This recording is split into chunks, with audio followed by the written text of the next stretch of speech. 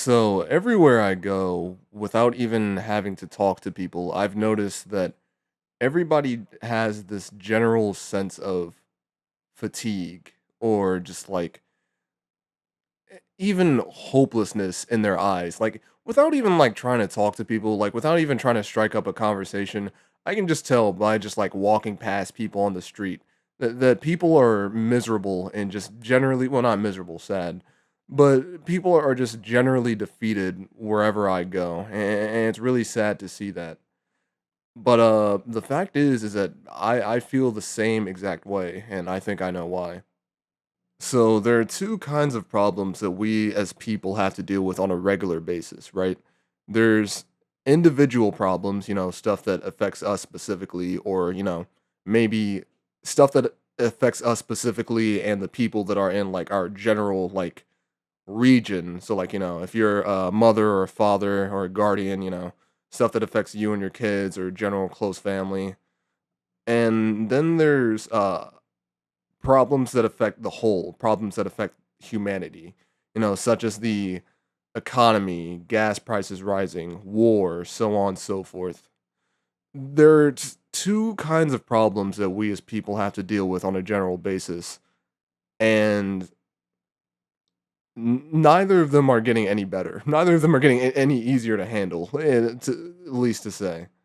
So, with that being said, when you get two different kinds of problems that are constantly stacking and stacking and stacking on top of each other, it leaves you with this hopelessness inside of your chest. It leaves you with this feeling of why bother? Why get up? Why do I do the things that I do? I can take myself, for example. I can take myself, like, for the past half hour, for example, right?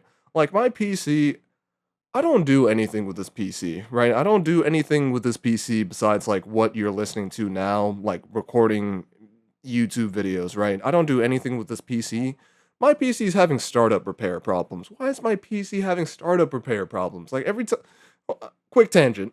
Uh, so every like 4 to 5 times I turn on my not my TV. My TV's perfect. I've had my TV since like since I was in high school, and it's still up and running. Thank God for my TV. But no, I've had this PC for the past 3 years, and every like 5 or so times I turn it on, it has a startup repair issue, and I have to spend like anywhere between 5 to 15 minutes trying to like turn it back on and just to get it to function. And like look, I'm not a PC guy, which granted is probably why I'm in this situation in the first place, probably why my PC is as fucked up as it is.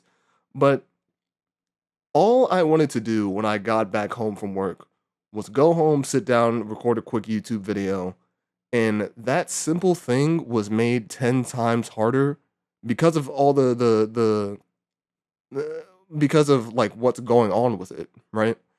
And to use that as an example, so that one thing, right? PC issues, PC issues that like aren't even like too egregiously bad for right now. Later down the line, it's going to be pretty bad, but right now it's not that bad.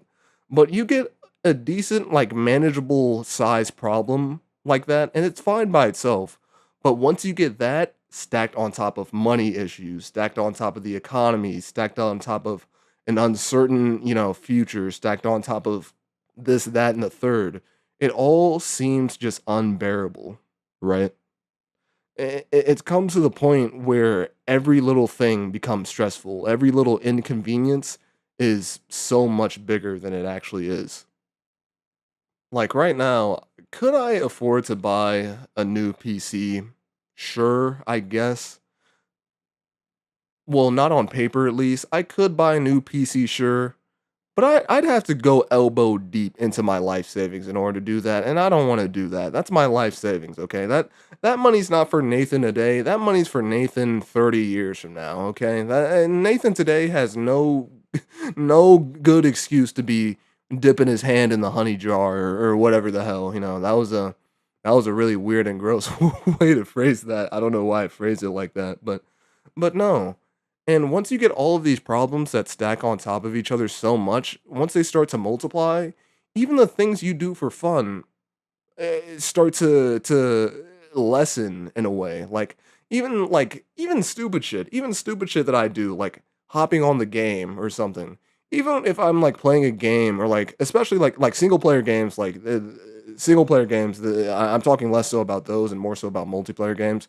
But like if I hop on like any online game and like I'm on a losing streak, getting on a losing streak feels that much worse because of all the stupid shit that's going on in my life, right? Then after a while, once you get all of these after a while, once you get all of these problems that stack on top of each other so much, you really do get this. It, it's so much more than a stuck feeling because like no wonder people get depressed, man. Like no wonder depression is so common like among like my own generation, man, because we have our own society, our own world, the government that we grew up with. We were telling us that, hey, you work a regular 9 to 5, put yourself a grin, get yourself a grin on your face, and give it 20, 30, 40 years, everything will be okay. That's not the case anymore, man. It isn't. It really isn't. So after you get this defeating feeling over and over and over again, you just start a bed rot. Like you just start a bed rot, man. I'm I'm I'm gonna be 23 next month, man. I've caught myself bed rotting a couple times. I have no excuse to be bed rotting. What am I bed rotting over, dude? Like it's just so sad, man. And to go back to what I was saying at the beginning, like when I see like people out there, well, actually, no, this reminds me of another thing. I was at my job and there's this dude. There's this dude. He was like, if I had to take a guess, because I don't know his age by heart, he never told me, but he was like, I want to say like mid early 30s, like not too far off from me, like pretty close in age to me, but just like a little bit older, right? So this was like a few months back, and I forgot what we were talking about. We were just talking to each other, man, and like we were talking about the economy or whatever. And this guy, grown man with I'm a grown man too. I'm a grown man too, but grown man because he had a car. Like he's had more life experience in general and shit. And he was telling me, man, like I think we were talking about the economy or whatever, and he was like, man, I've got enough problems on my plate. And I was like, hey man, look, I know I'm a few years younger than you, dude, but like I could write a whole book right about about it right now, man. I get it. And like we looked at each other and like there was this general like consensus when we looked at each other of like, you get it. Like you and I walk two completely different paths of life. We don't even know each other's names. But you and I, we both get it. We really do. It's safe to say that we in the States are under a depression, both emotionally and financially, of course, because we live in, at least my generation, we live in the most uncertain times we ever have been. There's no guarantee for us anymore. There's no guarantee that you will retire once you reach a certain age. There's no guarantee that you go to college, get that degree will get you a job, and that job will get you however much money you need. Those times are long past us. So after that, you really can't blame people for bed rotting. You really can't blame people for giving up. And to that, well, first of all, if there's anything I gotta say for sure, uh, you know, suicide is not the answer. It is not the answer. I'll go ahead and tell you that now.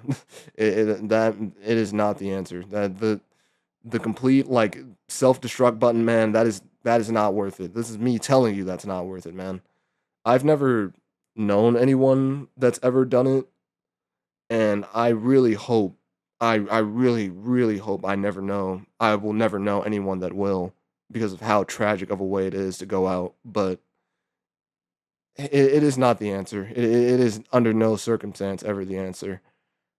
But I understand why people go for it.